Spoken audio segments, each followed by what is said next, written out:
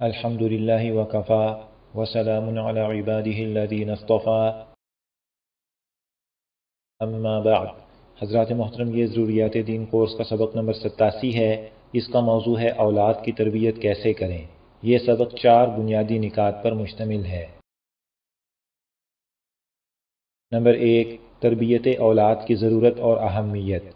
اللہ تعالیٰ کا ارشاد ہے، یا ایھا الذین آمنوا قوا انفسکم واہلیکم نارا وقودھا الناس والحجارہ، اے ایمان والو، اپنے آپ کو اور اپنے گھر والوں کو اس آگ سے بچاؤ جس کا ایندھن انسان اور پتھر ہوں گے۔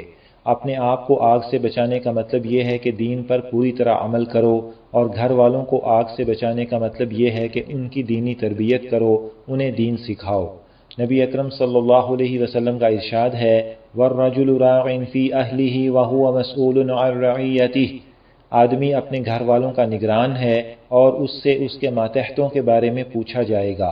اس حدیث سے معلوم ہوا کہ اپنے بیوی بچوں کے حقوق کی ادائیگی کے بارے میں آخرت میں سوال ہوگا، اور دینی تربیت بھی چونکہ ان کا حق ہے، لہٰذا اس بارے میں بھی سوال ہوگا کہ یہ حق ادا کیا یا نہیں، اپنے بیوی بچوں کو دین سکھایا یا نہیں۔ یہاں تک یہ بات واضح ہو گئی کہ ماں باپ یا پرورش کرنے والے کے ذمے بچوں کی دینی تعلیم و تربیت ضروری ہے۔ تعلیم و تربیت کا اثر بچپن ہی سے پکا ہوتا ہے۔ بعد کی تربیت میں وہ بات نہیں ہوتی جو بچپن کی تربیت میں ہوتی ہے، اور شروع میں اگر والدین یا سرپرست صحیح تربیت نہ کریں تو بعد میں شوہر یا استاذ یا پیر کو اصلاح میں سخت دقت کا سامنا کرنا پڑتا ہے۔ خصوصاً بچیوں کی صحیح تربیت تو اور زیادہ ضروری ہے، کیونکہ انہوں نے دوسرے گھر جانا ہے، اور خوشگوار ازدواجی زندگی میں عورت کے رویے کا بنیادی کردار ہوتا ہے، اور ماں کی گود بچے کی پہلی درسگاہ ہوتی ہے۔ جیسے کھانے پینے، لباس اور مکان سے اپنے اہل و عیال کی جسمانی پرورش ضروری ہے، اسی طرح روحانی تعلیم و تربیت بھی ضروری ہے، بلکہ اس سے زیادہ ضروری ہے، اور روحانی تربیت ہوتی ہے دین سکھانے سے۔ اولاد کی اچھی تربیت کرنے سے آدمی کو اپنی موت کے بعد بھی ثواب پہنچتا ہے۔ نیک اولاد آدمی کے لیے دعا کرتی ہے اور ایصال ثواب کا اہتمام کرتی ہے۔ نمبر 2، بچی کی تربیت کا ثواب۔ رسول اللہ صلی اللہ علیہ وسلم کا ارشاد ہے، جس کے ہاں بچی پیدا ہوئی تو اس نے اسے نہ زندہ درگور کیا اور نہ اس کی توہین کی، اور بچے کو اس پر ترجیح بھی نہ دی، تو اللہ اسے جنت میں داخل کرے گا۔ اس حدیث سے معلوم ہوا کہ بچی کی پیدائش پر صبر کرنے کا اتنا بڑا اجر ہے۔ نبی اکرم صلی اللہ علیہ وسلم کا ارشاد ہے، جس نے 2 بچیوں کی بالغ ہونے تک پرورش کی تو قیامت کے دن میں اور وہ ایسے قریب قریب ہوں گے جیسے ملی ہوئی 2 انگلیاں۔ اور ایک حدیث میں ایک بچی کی پرورش پر بھی جنت کی خوشخبری آئی ہے، اور پرورش میں جسمانی پرورش بھی داخل ہے اور دین سکھانا بھی داخل ہے۔ نمبر 3، نومولود سے متعلق 6 احکام۔ نمبر 1، اذان و اقامت کہنا۔ پیدائش کے بعد بچے کے دائیں کان میں اذان اور بائیں کان میں اقامت کہنا سنت ہے۔ بچے کو غسل دینے کے بعد ہاتھوں پر اٹھا کر قبلہ رو ہو کر اذان و اقامت درمیانی آواز میں کہنی چاہیے۔ اس اذان میں کانوں میں انگلیاں نہ دے، اور اگر کوئی مرد پاس نہ ہو تو عورت کو بھی یہ اذان و اقامت کہنا درست ہے، اور اس اذان میں بھی حی علی الصلاح پر دائیں طرف چہرہ کرے اور حی علی الفلاح پر بائیں طرف کرے۔ یہ اذان و اقامت باوضو ہو کر کہنا بہتر ہے، اور جنابت یا حیض یا نفاس کی حالت میں اذان و اقامت کہنا مکروہ ہے، اور اس کا لوٹانا بہتر ہے، اور اس اذان و اقامت کے جواب کی ضرورت نہیں۔ نمبر 2، تحنیک یعنی گھٹی دینا۔ رسول اللہ صلی اللہ علیہ وسلم کی خدمت میں بچے لائے جاتے تھے، آپ انہیں برکت کی دعا دیتے اور گھٹی دیتے۔ بچے کی پیدائش کے بعد اسے کسی بزرگ کی خدمت میں لے جایا جائے، اور وہ بزرگ کھجور اپنے منہ میں چبا کر خوب نرم کریں، اور اس کا کچھ حصہ اپنے دائیں ہاتھ کی شہادت کی انگلی سے بچے کے تالو میں لگا دیں، اور بچے کے سرپرستوں کو ان الفاظ میں مبارکباد کی دعا دیں، اللہ تعالیٰ آپ کے لیے اس بچے میں برکت دیں اور اسے فرما بردار اور متقی بنائیں۔ کھجور سے تحنیک بہتر ہے۔ اگر کھجور میسر نہ ہو تو کسی اور میٹھی چیز، شہد وغیرہ سے گھٹی دے دیں۔ بچے کو بزرگ کی خدمت میں لے جانا بہتر ہے، اگر کوئی عذر ہو تو بزرگوں سے تحنیک لے جا کر بچے کو دے دی جائے۔ گھٹی سے ہی بچے کی غذا کا آغاز کرنا بہتر ہے، اگر کسی عذر کی وجہ سے ایسے نہ ہو سکے تو بعد میں بھی تحنیک کرنا درست ہے۔ نمبر 3، نام رکھنا۔ 7ویں دن بچے کا نام رکھنا بہتر ہے اور اس سے پہلے یا بعد میں بھی جائز ہے۔ نبی اکرم صلی اللہ علیہ وسلم نے ارشاد فرمایا، بے شک تمہارے ناموں میں سے اللہ تعالیٰ کو سب سے زیادہ پسند عبداللہ اور عبد الرحمن ہیں۔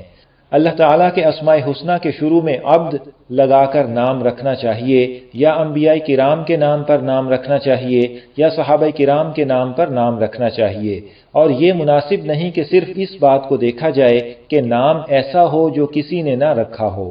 نمبر 4، عقیقہ کرنا۔ عقیقہ کرنا مستحب ہے۔ پیدائش کے 7ویں دن پہلے نام رکھنا چاہیے اور پھر عقیقہ کرنا چاہیے۔ بچے کے لیے قربانی کے 2 چھوٹے جانور ذبح کریں یا بڑے جانور میں 2 حصے لیں، اور بچی کے لیے قربانی والا 1 جانور ذبح کریں یا بڑے جانور کا 1 حصہ لیں۔ اگر اتنی وسعت نہ ہو تو بچے کے لیے بھی 1 جانور یا 1 حصہ لینا کافی ہے۔ جس جانور کی قربانی جائز ہے اس کا عقیقہ بھی جائز ہے، اور جس جانور کی قربانی درست نہیں اس کا عقیقہ بھی درست نہیں۔ اگر 7ویں دن عقیقہ نہ کر سکے تو آئندہ جب بھی کرے 7ویں دن کی رعایت کرنا بہتر ہے۔ اس کا طریقہ یہ ہے کہ جس دن بچہ پیدا ہوا ہے اس سے 1 دن پہلے عقیقہ کر لے۔ مثلا اگر بچہ جمعہ کو پیدا ہوا ہے تو جب بھی عقیقہ کرے جمعرات کو کرے۔ بہتر ہے کہ عقیقے کے گوشت کے 3 حصے کیے جائیں، 1 حصہ صدقہ کیا جائے، 1 حصہ رشتہ داروں، پڑوسیوں اور دوستوں میں تقسیم کر دے، اور 1 حصہ اپنے لیے رکھ لے۔ نمبر 5، سر منڈانا اور صدقہ کرنا۔ 7ویں دن بچے کا سر منڈا دے اور اس کے بالوں کے وزن کے برابر چاندی یا سونا صدقہ کر دے، اور بچے کے سر پر زعفران یا کوئی اور خوشبو مل دے۔ 7ویں دن اگر عقیقہ کرنا ہو تو جانور ذبح کرنے کے بعد بچے کا سر منڈانا بھی جائز ہے، اور اس سے پہلے بھی سر منڈانا جائز ہے۔ نمبر 6، ختنہ کرنا۔ بچوں کا ختنہ کرانا سنت موقدہ اور اسلام کی پہچان ہے، اور بچیوں کا ختنہ مستحب ہے۔ جب بچے میں طاقت ہو جائے تو اس کا ختنہ کر دیا جائے، اگر 7ویں دن طاقت ہو تو 7ویں دن کر دیا جائے، ورنہ بالغ ہونے سے پہلے جب برداشت کر سکے ختنہ کر دیا جائے۔ اگر کوئی بالغ ہونے کے بعد مسلمان ہو تو اس کے لیے بھی ختنہ سنت ہے، البتہ اگر بڑھاپے یا کمزوری کی وجہ سے ختنے کی برداشت نہ ہو تو پھر معاف ہے، البتہ اسے پاکی کا خوب اہتمام کرنا چاہیے۔ نمبر 4، بچوں کی تربیت کے 15 بنیادی اصول۔ نمبر 1، محترم سامعین، بچے پر والدین کے اخلاق کا فطری اثر ہوتا ہے، لہٰذا بچے کی صحیح تربیت کا پہلا قدم یہ ہے کہ والدین خود دین کی پوری پابندی کریں اور سب گناہوں سے بچیں۔ نمبر 2، نبی اکرم صلی اللہ علیہ وسلم کا ارشاد ہے، اگر تم بیوی کے پاس جاتے وقت یہ کہہ لو، بسم اللہ اللہم جنبنا الشیطان وجنب الشیطان ما رزقتنا، اللہ کے نام سے، اے اللہ ہمیں شیطان سے بچا اور جو اولاد ہمیں دے اس سے شیطان کو دور کر، تو جو اولاد ہوگی شیطان اسے نقصان نہ پہنچائے گا۔ نمبر 3، بچے کو نیک عورت کا دودھ پلائیں، دودھ کا بڑا اثر ہوتا ہے۔ نمبر 4، بچہ اپنے ماحول کو کاپی کرتا ہے، جو کچھ دیکھے گا، جو کچھ سنے گا اس کے ذہن میں نقش ہو جائے گا، لہٰذا ضروری ہے کہ گھر کا ماحول ٹھیک ہو، اس میں شریعت کے خلاف کوئی بات نہ ہو، اور والدین اور بہن بھائیوں کا رویہ بچے کے ساتھ مثالی ہو۔ بچے کے سامنے کوئی ایسا کام نہ ہو اور کوئی ایسی بات نہ ہو جو اس کے ذہن پر برا اثر ڈالے۔ ایسے ہی رشتہ داروں کے ہاں جب جائیں تو اس وقت بھی پوری نگہداشت ضروری ہے کہ بچے کو کیسا ماحول مل رہا ہے۔ نمبر 5، جب بچہ بولنے لگے تو سب سے پہلے اسے کلمہ طیبہ لا الہ الا اللہ محمد الرسول اللہ سکھائیں۔ نمبر 6، بچے کی عادتیں اور اخلاق شروع ہی سے سنواریں، جیسے مثلا عشاء کے بعد جلدی سونا، فجر کے وقت اٹھنا، آتے جاتے سلام کرنا، ادب سے بولنا اور پکارنا، سچ بولنا، سادہ رہنا، چیز چھپا کر نہ کھانا، پڑھائی کے وقت پڑھنا اور کھیل کے وقت کھیلنا، دوسرے کی چیز دیکھ کر نہ جلنا، چوری نہ کرنا وغیرہ وغیرہ۔ سب برے کاموں کی نفرت بچے کے دل میں بٹھاتے رہیں اور اپنی وسعت کے مطابق اسے کھانے پینے کی چیزیں اور کھلونے لا کر دیتے رہیں۔ نمبر 7، تربیت کے 3 بنیادی مرحلے ہوتے ہیں۔ پہلا مرحلہ اچھے طریقے سے نصیحت کرنا اور بات سمجھانا، دوسرا مرحلہ عمل کی نگرانی رکھنا، تیسرا مرحلہ اچھا کام کرنے پر انعام دینا اور تعریف کرنا، اور برا کام کرنے پر روک ٹوک کرنا اور اصلاح کی مناسب تدبیر کرنا۔ بچوں کے لیے وقت نکال کر یہ سارے کام کرنا والدین کی ذمہ داری ہے، اس کے بغیر اولاد کی تربیت نہیں ہو سکتی، اور اصلاح کی تدبیر کرنے میں بچوں کی نفسیات کا خاص خیال رکھنا چاہیے۔ نمبر 8، بچوں کے ساتھ عام طور پر بے تکلفی کا رویہ رکھنا چاہیے اور حتی الامکان نرمی اور ترغیب سے تربیت کرنی چاہیے۔ بچوں کو اچھے الفاظ اور نرم لہجے میں بلانا چاہیے تاکہ بچوں کے دل میں والدین کی محبت اور اپنائیت پیدا ہو۔ اگر مجبوری میں ڈانٹ ڈپٹ کرنی پڑے یا کچھ مار پیٹ کرنی پڑے تو حد شرعی کے اندر رہنا ضروری ہے، اور دوسرے وقت ان کی دلجوئی بھی کرنی چاہیے۔ بچے کو ڈانٹ ڈپٹ یا سزا تنہائی میں دیں، دوسروں کے سامنے سزا دینے کا عام طور پر برا اثر پڑتا ہے۔ نمبر 9، بچوں کی نگرانی رکھیں لیکن بلا وجہ ان پر شک نہ کریں، اور واقعے کی پوری تحقیق کے بعد ہی مناسب تنبیہ کریں، اور کبھی کبھار بچے کا امتحان بھی لیں کہ اچھی بات پر کتنا عمل کرتا ہے، اور عمل کرنے کی صورت میں اسے انعام دیں اور اس کی تعریف کریں۔ نمبر 10، نبی اکرم صلی اللہ علیہ وسلم کا ارشاد ہے، 7 سال کے بچوں کو نماز کا حکم دو، اور 10 سال کے ہو کر نماز نہ پڑھیں تو انہیں مارو اور ان کے بستر جدا کر دو۔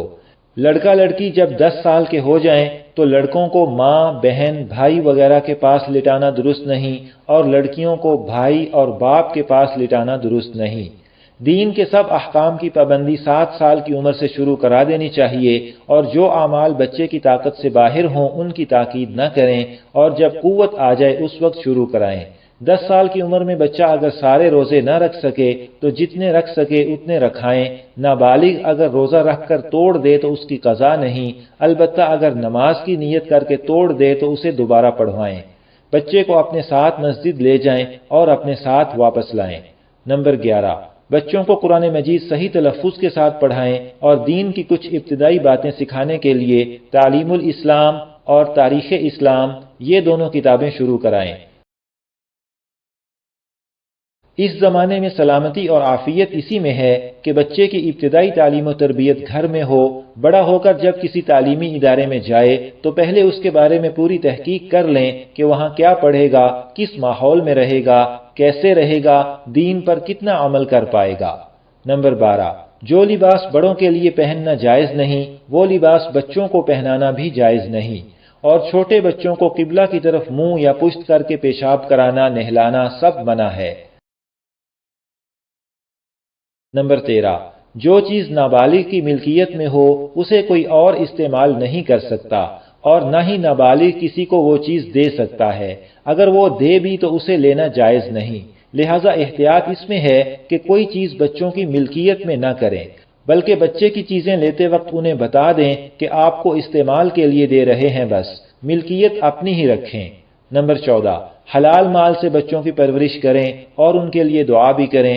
قرآن مجید میں ایک دعا یہ آئی ہے، ربنا هب لنا من ازواجنا وذرياتنا قرة اعین واجعلنا للمتقین اماما۔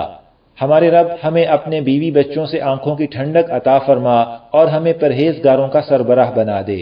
رسول اللہ صلی اللہ علیہ وسلم کا ارشاد ہے، اپنے آپ کے لیے بد دعا نہ کرو، اور اپنی اولاد کے لیے بد دعا نہ کرو، اور اپنے مال کے لیے بد دعا نہ کرو، ہو سکتا ہے کہ قبولیت کا وقت ہو اور تمہاری بد دعا قبول ہو جائے۔ اور کبھی کبھار بچوں کو بزرگوں کی مجلس میں لے جائیں۔ نمبر 15، بچوں کی تربیت محنت اور وقت مانگتی ہے، اور آہستہ آہستہ ان کی اصلاح ہوتی ہے، لہذا ہمت اور حوصلے کے ساتھ مسلسل کوشش کرتے رہیں، جلد بازی اور مایوسی کا شکار نہ ہوں۔ چھوٹے سے نازک پودے کو پھلدار درخت بننے میں بہت وقت لگتا ہے، ایک نہ ایک دن محنت رنگ لائے گی ضرور انشاءاللہ تعالی۔ اولاد کی تربیت کے بارے میں اپنی کارکردگی جانچنے کا ایک فارم اسکرین پر ملاحظہ فرمائیں، اور اس موضوع پر مزید تفصیل پڑھنا چاہیں تو اسکرین پر دکھائی گئی کتابوں کی طرف رجوع فرمائیں۔ یہاں پر ضروریات دین کورس کا سبق نمبر 87 مکمل ہوا۔ انشاءاللہ تعالی سبق نمبر 88 کا موضوع ہوگا دم، تعویذ، عملیات اور علاج کی شرعی حیثیت۔ اللہ تعالی ہماری اولادوں کو ہماری آنکھوں کی ٹھنڈک بنائیں، آمین۔